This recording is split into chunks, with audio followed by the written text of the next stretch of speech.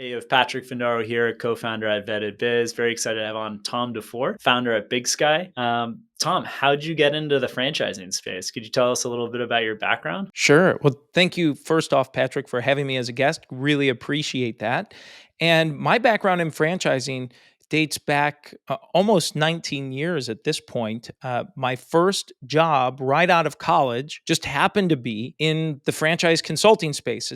The story, I think, tends to be fairly common with other folks in the franchise community. It's not something Yeah. most of us planned on getting into, but we ended up here and it just I knew that I wanted to get into some form of management consulting. That was my real focus. And the first job I had just happened to be at a company that helped small businesses franchise their company and turn into it. That's where I learned and got introduced to the business and just fell in love with it. And from there, ended up getting hired by a client of mine that I went to work and helped them grow from a regional to a national brand over about 2.5 years. And then I partnered in with a franchise with an old colleague of mine and helped and about 4 years or so, a few years into the relationship, just had a difference in vision and values. And Sure. that's when Big Sky was born and have been doing that ever since now. Nice. And tell me a little bit about Big Sky. What's the team looking like? How are you guys broken down? Yeah. Well, Big Sky franchise team, we specialize in helping typically a small to mid-sized business franchise their company or that owner or founder franchise their existing business and then really helping brands with 0 to maybe 20 or 25 franchises launch into the market, and that may be through marketing support, manual creation. It may be through some franchise sales help. There are various ways that we help support organizations with their expansion efforts. So from a high level, that tends to be our core primary services, is working with organizations in need of expanding or looking for ways to expand through franchising. So for those business owners that are listening today, like what type of business is well suited for franchising? That's a great question. So, the nice thing with franchising is it's industry agnostic. So, it doesn't really matter what kind of industry you're in. It's a method of distribution, as obviously you're well aware. So, anyone that is any industry or any business that's thinking of franchising, we really break it down into three broad questions you want to ask in terms of really, is your business viable? Most of the time, the industry will probably work. Most of the time, it's really, is your business ready for franchising? And so we like to look at three high level items. The first is, do you have a profitable prototype? Is your business profitable? It seems to make sense. It's pretty straightforward, but you want to look at replicating some form of success that's already existing. And oftentimes I'll have owners and founders say, well, Tom, my business wasn't, quote, profitable. That's not what it showed on my tax return. I said, okay, well, however you work your numbers with your accountant and CPA, at the end of the day, is your business paying for your bills, your company bills and your personal bills, if that's how you're generating your income. So sometimes we have to look at it in that regard. The second thing we like to take a look at is, does the business or the industry or the specific niche of a business that is being run, is there a customer base on a national level? So nationally, are there customers that could buy the product or service that's being offered? And at minimum, we want to see regional, because my whole thought is, if you're going to franchise, you want to have enough room to expand and grow that it's worth your while. And why not internationally, right? You have lots of international contacts and in the business you're in and your experience, and so why not Yeah, it seems internationally? like once a brand hits a certain level, then it makes a lot more money to go abroad because just there's a lot more money to be made with that expansion. Absolutely correct. That's right. And I've seen just in international franchising, oftentimes customers of the business in the original home country or some other area around the world, they're traveling, run across a business, say, "Wow, I love this concept. I want to bring this back to my home country, or I want to bring this back." And all of a sudden, now the snowball is created, right? And starting down that international expansion effort. And then the third thing that we like to just take a quick look at. And we said profitable prototype number one. We said ideally, preferably that national customer base. And then number three, can you teach someone how to do this? Can you train someone how to do it? And sometimes I equate this as does the founder have a teacher's heart or a trainer's perspective or a coach's mentality? So Hmm. sometimes clients view it as being a sometimes they view it as being a coach or a consultant in those various ways. So bottom line is teaching. Can you teach someone how to run this business? And if there's a special expertise needed, we've worked with clients that you have to be a medical doctor to own the business or operate it. Well, we're not teaching people to be medical doctors. We're teaching medical doctors how to run the business. And so, and you're well aware of that. But just those are the three high level big topics that we like to look at in terms of viability of franchising. That makes sense. So, does it make money? 50K, 100K, whatever that figure is to pay for the family. Two, Hmm. like national scale. It's not just like your little city that you have this one client you're serving, I imagine. And then three, like, do you like to help? Do you like to transmit knowledge and teach or coach? Yes, Would that summarize it well? it summarizes it very well, and obviously there's more detail within Yeah. all three of those, but from a high level perspective, that's where we like to start. And sometimes the founder, they're really happy with their one, two, or three locations of whatever kind of business they're in, and franchising might not be the right fit just because they don't want to work for that. They're happy with their lifestyle, and there's nothing wrong Well, with that's what that. I've seen too in the restaurant space. Like there's a few chains in Miami that have anywhere from like 3 to 8 locations, and they're doing pretty well. 2 are just crazy cash cows. One doesn't do as well, and the other ones do decently well. And it's like I'm just thinking this one group, like they're doing pretty well financially, and it's like, do they really want to start the process of expanding and allocating a lot more time and building something bigger, much larger, and having a much bigger impact? But with that, there's a lot of energy and time that's going to go into that. Yeah, that's exactly right. And so that lifestyle change, a lot of times that founder, the owners of the company, they're at a nice income level, they're at a nice lifestyle level, and they're saying, "Oh boy, do I really want to go back to the grind?" And that's something we have a free download, by the way, for anyone who listens to this. It's called Nine Pitfalls. If they go to ninepitfalls.com, but we have nine pitfalls we've identified for entrepreneurs that are thinking about franchising, things to think about or to be aware of when you start franchising. And one of them we talk about is the startup mindset. And getting back to what we're talking about here, where this is a startup. When you're starting a new franchise system, you're back in startup mode again, and you're going to have to grind for a couple years again, like you did when you started your business.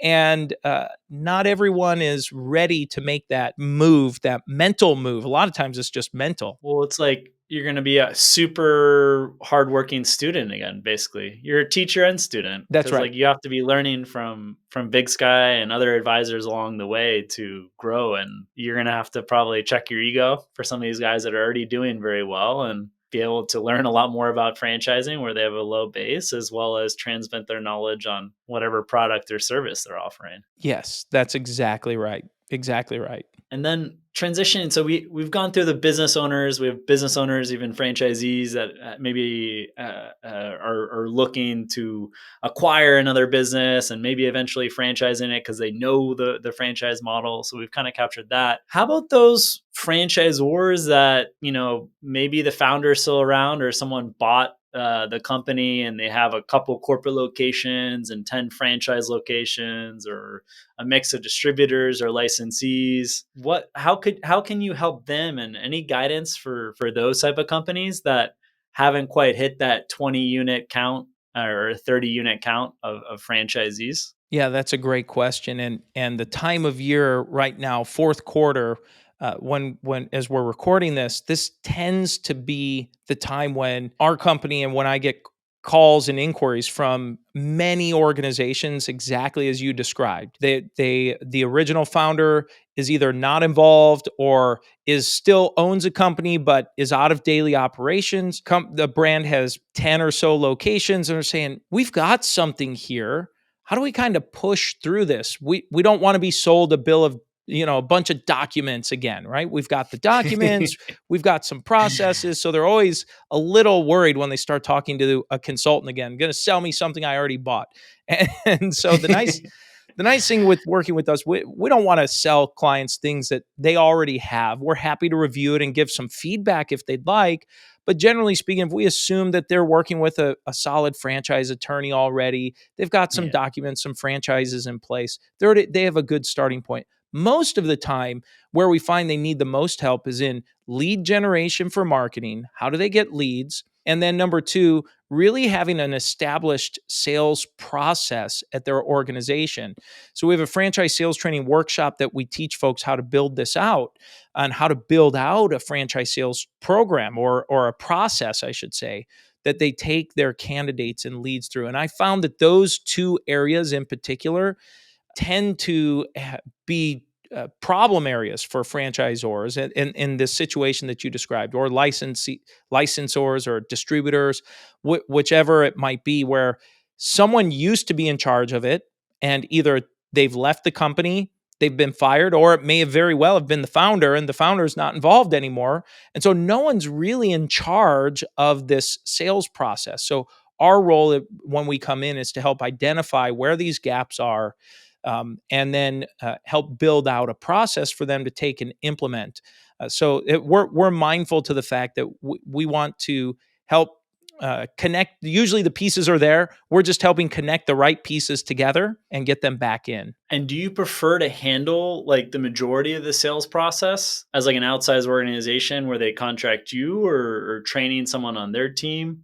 How do you prefer to work with the client, and what's best for the client at the end of the day? Yeah, great question. I actively sell against our company services for franchise sales support. So we do offer outsourced franchise sales support. And I openly tell clients and prospects on the phone, I do not want you to hire us. I actively say that. So it's plan B or Right. C. Exactly. And I Okay. said, your best bet, and what I've just consistently seen in my experience with clients, if the franchisor can build their sales team in house, they are better served long term to do that. It's a long term solution. If they want a short term solution, I've been hired by very large franchisors over the years and a lot of emerging franchisors where they come in with us being a temporary solution where it's a 6 month or a 12-month program Okay. while they're kind of figuring it out. Cool. That's great.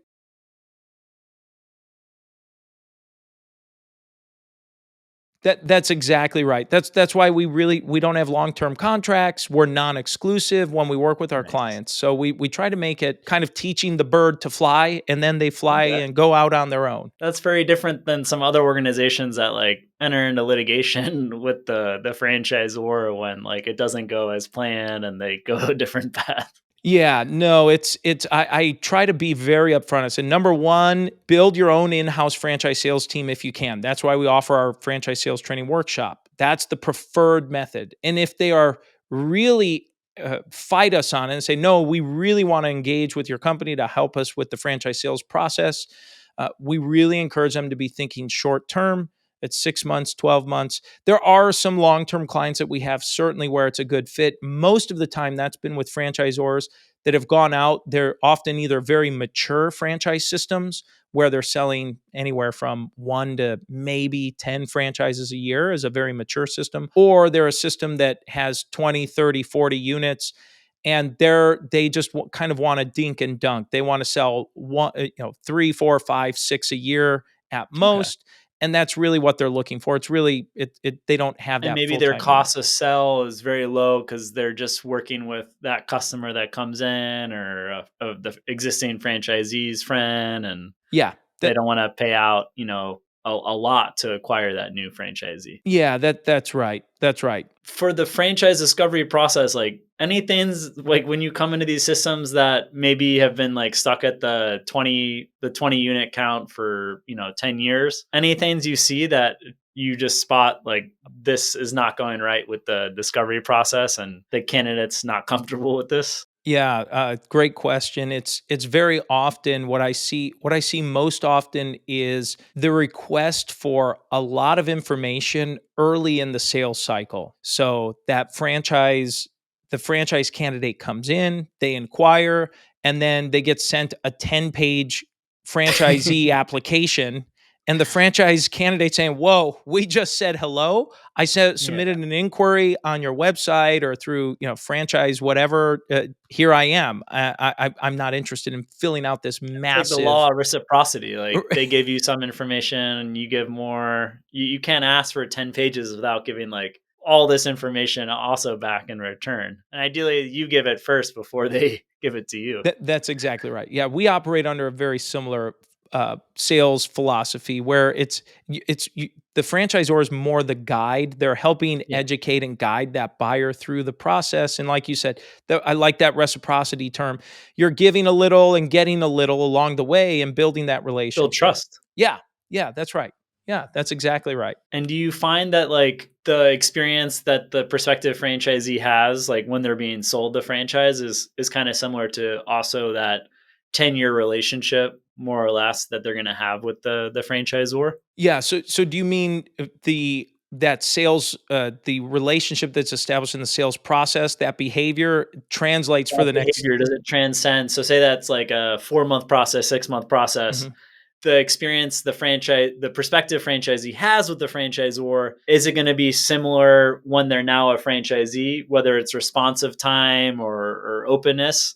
Or Y- do you see that they sign the contract and things change, like even for the best or for the worse? Yeah.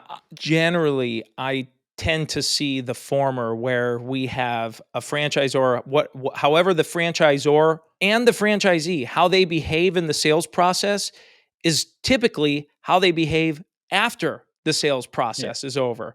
I tend to see some similarities. Now, there are anomalies certainly where maybe there's a very responsive franchise salesperson and the sales team is really on it, and then they pass them over to the onboarding team for the franchise onboarding, and they're not. Certainly, there are situations like that, but I've experienced it most of the time. Whatever that sales process is like, and it's the same for the franchisor. That whatever the candidate, however they're behaving in that sales process, that is how they're going to behave the next 10 years. And then same to the franchisee or prospective franchisee. However that franchisor is in the sales process with you, chances are that's how it's going to be for the next 10 years with that organization as well. That's been my experience. And so you're not just handling the sales, but you also mentioned the manual, or you're working with the president or the VP of ops for the franchise organization. Yeah. So in our in kind of the uh, franchising your business services that we offer, we have a 3-step process they go through. The first is the franchise blueprint to figure out things like franchise fees and royalties and financial models, cash flow projections, and so on. And then step 2 is the rest of the documentation. So helping them with the FDD, building franchise manuals, marketing plans, lead generation strategies, franchise brochures. And then step 3 is a full year of support and consulting. We have 14 people on our team. So we're a boutique agency, and this is our specialty in helping guide clients through that process. And I've heard, because like in franchising, I mean, there are a lot of people selling their service products or whatever. It's a lot of pretty high skilled salespeople in the franchising community. So for a franchisor, whether it's a founder led or been recently acquired by private equity, there's a lot of people pitching, the best lead generation, the best software, whatever. And I guess you probably are leveraging all your clients to see what worked for them to then help sift through all those potential routes of go to market. Definitely, yes. And we take into consideration the client's interest in where they want to expand, their budget, the target profile, right? Kind of the who, what, where, when, why, and how. they're going to make that happen and customize based on those needs, coupled with, like you just described, what we've seen work, what's actually working, what are people interested in, what's attracting the right kind of buyers today. And it seems like every 6 months there's some large enough shift in the market that things are shifting. It may not be a total kind of paradigm shift to a certain extent, but it's changing. It's adjusting and evolving over time. Do you have any like client success stories? And you don't have to say the franchise brand if you want. You can say it, or you can just say like the industry. But like going 0 to 1, so like basically they're not franchising at all, and they're getting their first franchisee, Yep. or 10 units to then passing that 20 mark, 30 mark. Sure. Any recent examples you can kind of think of? Yeah. Timing's everything. Yesterday I had two separate clients, one in Minnesota and one in Florida, message me and say, "Tom, I've got my first franchise. We're finalizing everything. It's all happening." And they started the franchise process early in 2022. So, here they are about a year into the process now, and they've got their first real candidate that's looking to move forward. And in both instances, and this is what I talk about with social capital and really the referral portion of franchise lead generation, both of these candidates were familiar and knew the founders of the business. And Yeah. I always think, especially those first 5 or 10, if you can find it within your customers or referrals and so on, it's always great. And then just another great example, a couple clients that went from 0 and really grew pretty rapidly. We had one client called the Lean Kitchen Company. He grew from 0 franchises that we started working with a few years ago. He's up over 75 sold now. And it's really neat to watch what he's been doing, and a cool concept. And another brand called Shoe Beauty, and they're opening up eyebrow threading studios and Walmarts across the country, and they've sold Wow. about 90 franchises already. And he had 0 when we started working with them, just starting going down that process. So it's very interesting to see just a few different examples of that there. It'd be fun, like, for you to have, like, an intern or someone, like, research how many jobs have been created, like, due to the companies that you franchise, as well as, like, how many millionaires have Yeah, been created, yeah, whether it's a franchisor or franchisees. Because, I mean, based on those stories, like, hundreds of thousands of jobs would have been created, going from 0 to 75, 0 to 90, yeah. and I'm sure some of those franchisees are doing quite well. Yeah, I'm sure you're right. That's a great suggestion. That's a great idea. Tom, do you have any final thoughts for people that are, looking to get into franchising, or those franchisors that are tuned in that are kind of struggling where, now they're like, why did I even do franchising? I'm kind of stuck at 10 or 15 locations. Yep. Well, great question. So we offer to anyone who reaches out to us a free consultation. There's no cost for anything until we all agree to do business. And so we'd be happy to schedule a call with me or one of our other senior consultants to talk through where you're at, what your goals are, and see how we might be able to help you out, if we can help you out. So that's one. We have a ton of free resources available as well. We have a free quiz, franchisability quiz on our website. We have we have a weekly podcast we produce called Multiply Your Success.